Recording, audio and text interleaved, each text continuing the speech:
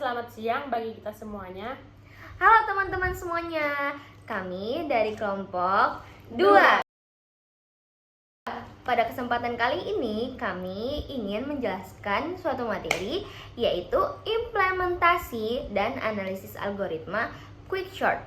Baik teman-teman semuanya, alangkah baiknya sebelum kita memasuki materi, kita memperkenalkan diri kami masing-masing terlebih dahulu. Dengan saya sendiri, Karina Putri Prasetyawan dengan NIM 256151033, dan teman saya. Perkenalkan, nama saya Juwita Evalina Sitohang dengan NIM 256151032. Lalu dengan saya sendiri, Dinta Dwi Zerlina Putri dengan NIM 256151044.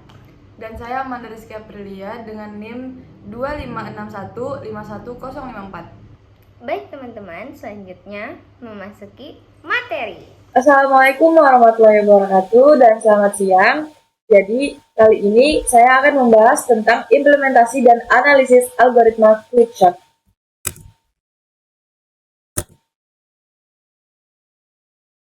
Apa itu Quickshort? Quickshort merupakan salah satu algoritma pengurutan data yang paling sering digunakan di dalam dunia pemrograman. Pengurutan data sendiri sangat penting karena banyak digunakan dalam berbagai aplikasi seperti pencarian data, pengelolaan database, dan analisis informasi.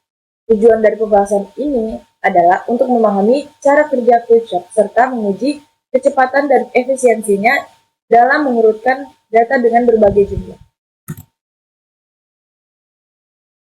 Selanjutnya saya akan membahas tentang konsep dasar dari Quickshort. Nah, Quickshort ini menggunakan metode define and conquer, yaitu membagi data menjadi bagian yang kecil agar lebih mudah diurutkan. Algoritma ini memakai pivot sebagai pembanding data kecil di kiri, lebih besar di kanan. Metode ini membuat proses pengurutan lebih cepat dan efisien, terutama dalam data dalam jumlah yang besar. Selanjutnya, saya akan membahas cara kerja Quickshort. Quickshort bekerja dengan memilih salah satu elemen sebagai pivot, kemudian membagi data menjadi dua bagian, yaitu elemen yang lebih kecil di kiri dan elemen yang lebih besar di kanan. Proses ini dilakukan secara rekursif pada setiap bagian hingga seluruh data terurut. Lalu semua bagian digabungkan kembali menjadi urutan dari nilai terkecil hingga yang besar. Halo guys, hari ini aku akan menjelaskan cuplikan kode yang aku buat untuk tugas algoritma. Jadi, program ini intinya mengukur kecepatan Quickshort dengan membaca data dari file. Jadi, aku buat jadi 3 bagian utama nih. Yaitu ada bagian Quickshort atau inti utama, bagian baca file, dan bagian pengukuran waktu atau rata-rata. Jadi, yang pertama aku jelasin yang ini dulu.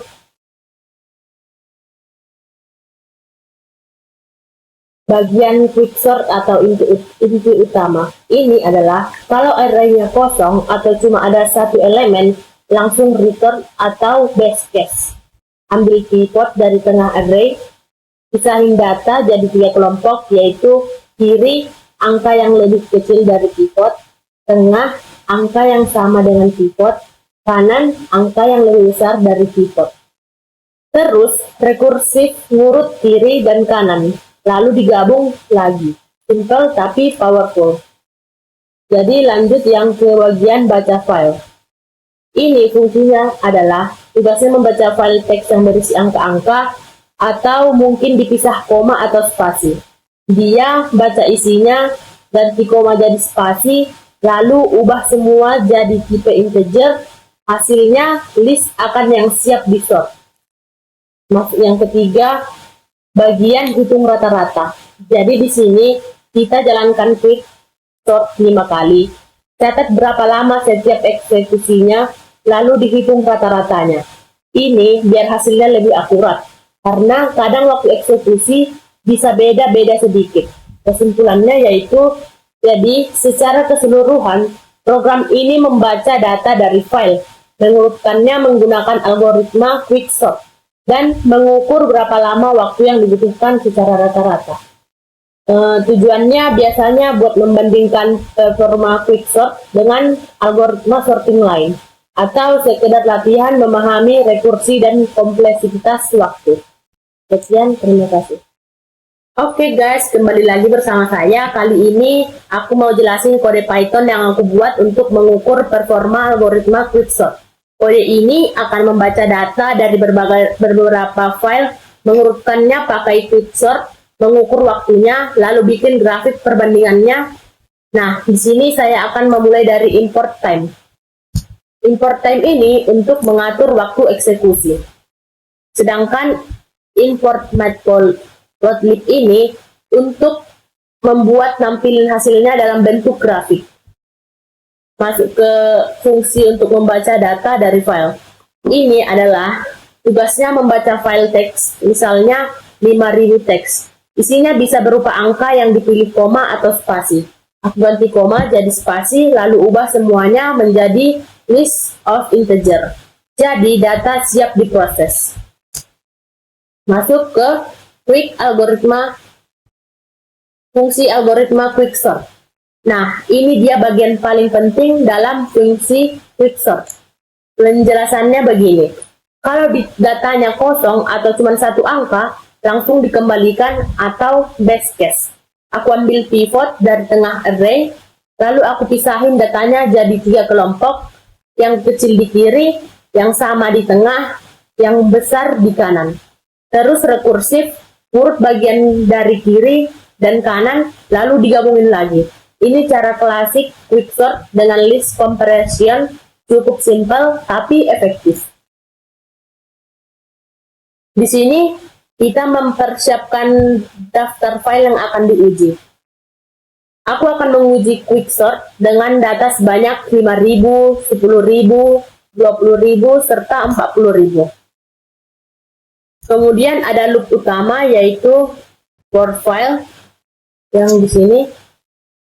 Nah, ini untuk setiap file aku baca datanya, aku jalankan quicksort 5 kali supaya hasilnya lebih akurat karena waktu eksekusi bisa sedikit berbeda tiap kali. Hitung rata-rata waktunya, simpan ke list hasil rata-rata dan tampilkan di layar. Masuk kita membuat grafik yaitu baris ke-61, terakhir bagian yang paling seru ini membuat grafiknya. Di sini aku pakai matplotlib untuk membuat grafik garis.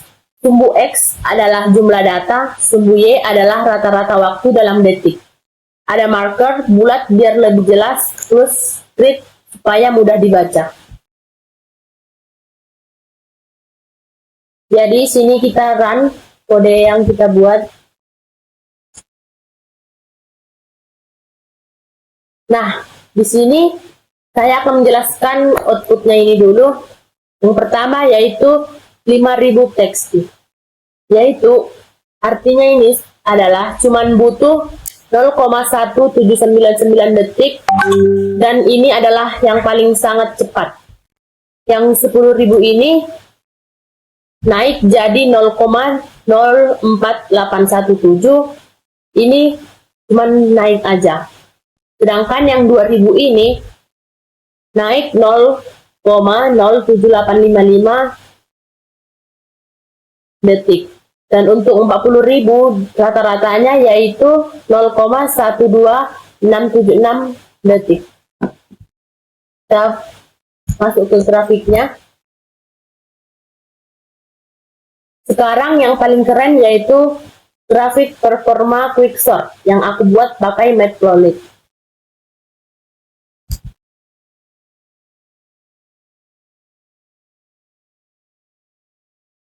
Nah, ini adalah grafik ini menunjukkan hubungan antara jumlah data di sumbu X sama rata-rata waktu dalam detik di sumbu Y. Kalian bisa lihat garisnya naik terus dari kiri ke kanan. Dari titik 5000, data yang masih rendah banget sekitar 0,01. Terus naik pelan-pelan sampai 40.000. Di sini data nyampe hampir 0,1.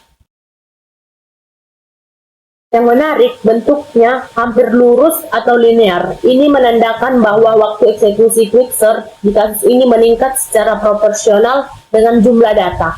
Biasanya teori bilangan Quicksort punya rata-rata waktu, tapi di praktik dengan data yang aku pakai ini, hasilnya kelihatan cukup linear. Mungkin karena ukuran datanya belum terlalu besar, atau implementasi list compression ini agak kurang optimal dibandingkan versi in place. Jadi kesimpulannya, Quicksort di kode aku ini cukup cepat untuk data puluhan ribu. Waktu eksekusi naik seiring bertambahnya jumlah data, grafiknya menunjukkan tren yang jelas, atau semakin banyak data, semakin lama proses sortingnya. Tapi ingat ya, ini cuma pengujian sederhana. Hasil bisa berbeda kalau datanya sudah hampir terurut atau acak banget. Pakai implementasi Quicksort yang lebih efisien, atau pakai indeks bukan list baru. Atau dijalankan di mesin yang lebih kencang. Terima kasih. Baik, selanjutnya kita akan melanjutkan ke spesifikasi perangkat. Pengujian ini dilakukan menggunakan laptop dengan spesifikasi prosesor Intel Core i3 dan RAM 8GB.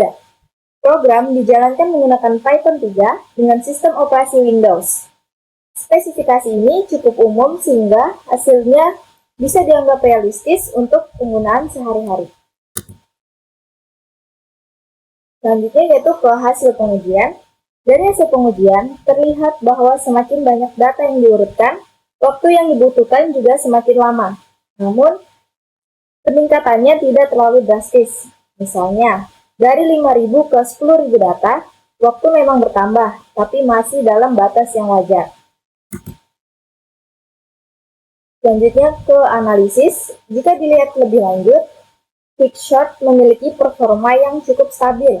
Artinya, meskipun jumlah data bertambah besar, waktu eksekusinya tidak langsung melonjak tajam. Ini menunjukkan bahwa algoritma ini cukup efisien dan cocok digunakan untuk mengolah data dalam jumlah banyak. Baik, selanjutnya kita memasuki materi kompleksitas. Quicksort memiliki kompleksitas waktu yang berbeda, tergantung kondisi data.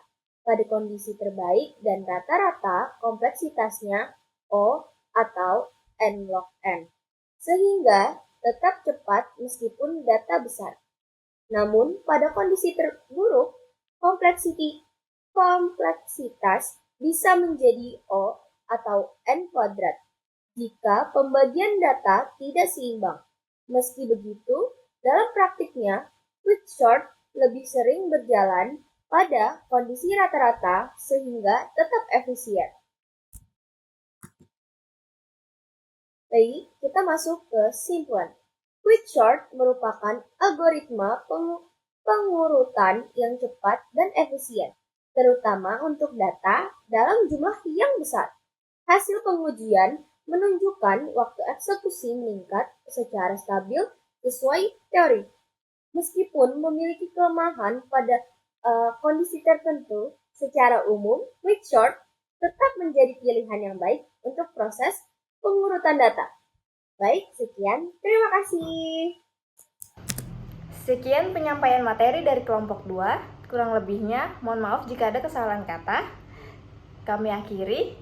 Wassalamualaikum warahmatullahi wabarakatuh. Bye-bye guys, sampai jumpa di video kami selanjutnya.